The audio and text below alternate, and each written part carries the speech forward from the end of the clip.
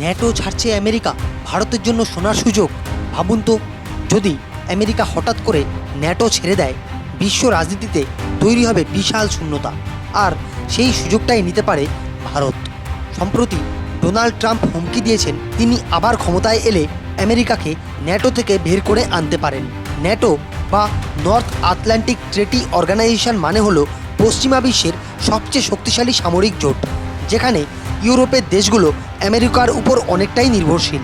যদি America NATO থেকে বেরিয়ে যায়, তাহলে ইউরোপের দেশগুলো হঠাৎ করেই নিজেদের নিরাপত্তা নিয়ে চিন্তায় পড়ে যাবে, কারণ এতদিন তারা আমেরিকার সামরিক শক্তির উপর নির্ভর করত।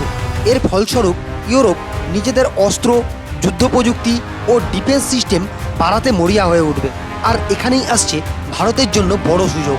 ভারত এখন দ্রুত এগিয়ে যাচ্ছে নিজের ডিফেন্স ইন্ডাস্ট্রি তৈরি করতে।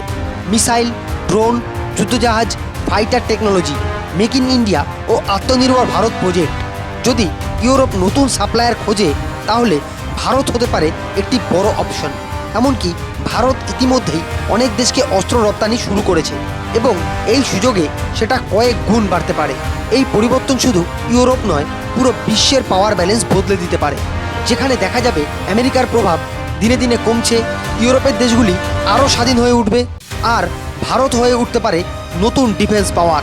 তাহলে প্রশ্ন হলো, ট্রাম্পের এই সিদ্ধান্ত কি সত্যিই ভারতের জন্য গেম চেঞ্জার হবে? কমেন্টে জানান আপনার মতামত।